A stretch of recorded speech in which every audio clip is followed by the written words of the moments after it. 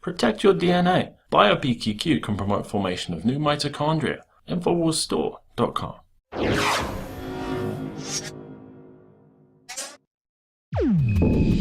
In just under 30 years, China has catapulted into a superpower, challenging American dominance in just about every field imaginable. But the real question is just how will China overtake the U.S. to become the supreme global power? There's a new film called China on Top, How China is Using America's Playbook to Take Over the World. It's a documentary film directed by Jonathan Roth, and it explores how China will become the world's economic and geopolitical leader. Let's go ahead and take a look at a scene from the film.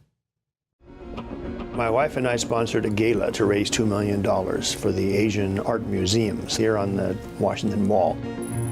Part of that was an event involving Hillary Clinton as Secretary of State giving a large cash award and a medal to a Chinese artist. Art is a tool of diplomacy. It is one that reaches beyond governments, past all of the official conference rooms and the presidential palaces to connect with people all over the world. The artist blew up a Christmas tree, very large Christmas tree, on the National Mall while we all applauded. I thought it was quite impressive, but I had doubts. 5, 4, 3. Why are we paying this money to blow up a Christmas tree a few weeks before Christmas? So I asked the defector from China, who is this artist? How well known is he back in China? And the defector brought up some amazing material that this artist is particularly nationalistic. His favorite book is a book about how to use cyber warfare to bring Wall Street to its knees. This artist we had paid so much and made a star ourselves turned out to be quite nationalistic in his attitudes toward America. Look how far things have gone. We pay to have our own symbols destroyed.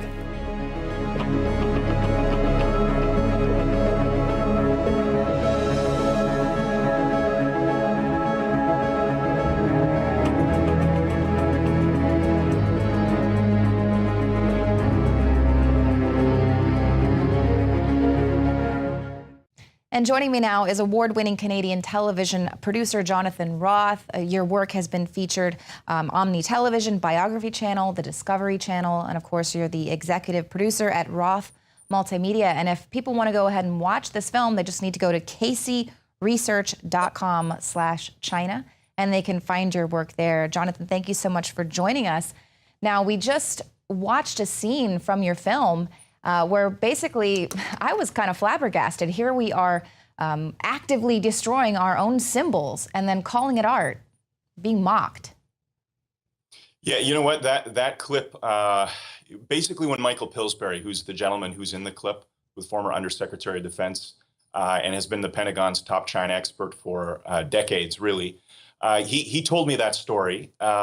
And when I went to go look for the footage, actually, of this Christmas tree, because I figured someone must have shot this, given the size of the event that Mr. Pillsbury described.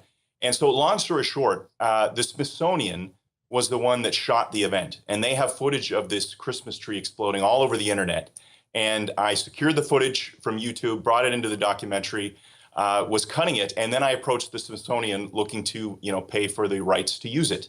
So long story short, after much of a back and forth, that I instantly realized that they were putting up walls. Finally, they agreed to allow me to license the footage, and that was on a Monday. And by Friday, I hadn't heard anything, and I had called them and said, look, I want to send you the check. We've agreed to how much this is going to cost. Let's just get it done.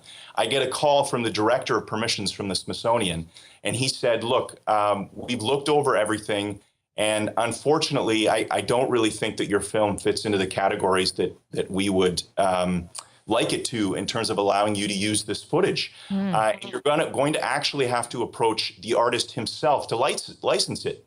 So I continue to ask him, look, who actually shot this footage? The people on in the credits of the video clip, I went and I searched each of them to see what their background is. They all work for the Smithsonian, and yet you want me to go to this Chinese artist to license the footage. And he said, unfortunately, that is what you're going to have to do. And ultimately, he actually agreed with me that I did fit the categories to allow, the production to use the clips, but that they were just uncomfortable with me using it. So that was the first element that I thought was rather odd. Here's a U.S. government body blocking me from using this footage. And of course, the Associated Press has it, so I licensed it from them. But the second part of the story, which I find incredibly fascinating, is that Thursday of this week, basically, I was forwarded this by a close colleague, friend of mine, who said that CNN on their Facebook page had just posted essentially a puff piece article about this Chinese artist, that the article was actually written back in April, and it's like they recycled and pushed it out there again, which I thought, I've been in the news business myself for many years. There are really no coincidences, and I just thought that's rather odd that an article about him would come out the same week that a clip from my film that essentially shows them mocking the United States and any symbols that are American in origin. Right, especially there with Hillary Clinton praising it and everything. So they've, of course, needed to challenge the vision that you put out there about this art project. I mean, he's a great guy, so don't challenge that. I mean, Adolf Hitler made the cover of Time magazine. He was their man of the year at one point. So talk to me a little bit about this secret plan that you exposed. China's carefully studied the U.S. and their rise to become a global superpower. How are they working to undermine the U.S.? Sure. Well, you know what? I think the best way to describe it is that Michael Pillsbury, the gentleman I just referred to, Undersecretary of Defense of the United States, the Pentagon's top China expert for decades, wrote a stunningly good book called The 100-Year Marathon. It came out, I guess, maybe a couple of years ago, 2-3 years ago. And in that, he was really the guy that, for the longest time, he actually was very supportive of U.S. efforts to try to engage China. And he was actually, I could tell you all kinds of stories as to how that relates to it. But essentially, he began to change his mind and eventually came to the conclusion that no, there were actually, if you date back to 1949, the year that Mao took over and really, was able to get a firm grasp on China, that really that is when China began to concoct this plan that they were essentially ultimately going to become the #1 power in the world. And he shows a lot of secret documents and such that were in his book that he exposed the progression that China has made towards trying to attain this. Now, really, the documentary film, what I've tried to do is tell the story of how the U.S. rose to the top. Basically, in 1945, the British Empire was exhausted, and essentially the U.S. knew that this was going to happen. They'd been lending them a lot of money to fight the war. And at the end of World War II, essentially set up this meeting, Bretton Woods, and through that and through some other mechanisms, really took control of the world and has pointed the world in an American direction for a long time. But the Cold War stepped in, and that really changed the focus of these institutions that were set up under Bretton Woods, things like the World Bank, the International Monetary Fund, or the IMF, and the world's unrivaled reserve currency, the U.S. dollar. And essentially, those vehicles were used to support U.S. efforts to maintain hegemony over top of the Soviet Union and point the world shape the world really in their image. And I think you can make a really cogent argument that's exactly what they did. But in the film, we interview a gentleman by the name of John Perkins, who's the author of a book maybe some of your viewers might be familiar with, Confessions of an Economic Hitman.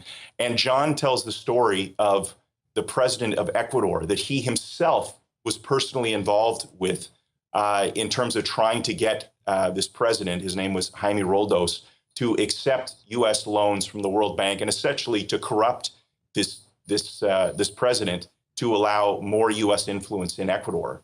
And ultimately, the president did not want to do this, and he was killed. And it's Perkins' contention, and I mean, he was there, he met with the president, is his contention that he was assassinated by the United States. And what I would argue is that I think it's from the facts that I looked into, I'd say that's probably the case. But I think maybe more to the point, I think that there are two elements that really point to the fact that there's no question that this is probably what happened, is that to this day, Ecuador itself believes this. And that is why Julian Assange is sitting in the Ecuadorian embassy in London, and why Ecuador offered Edward Snowden asylum after he initially released all those documents and fled Hong Kong. Tune into the Infowars Nightly News Monday for part 2 of our interview with Jonathan Roth.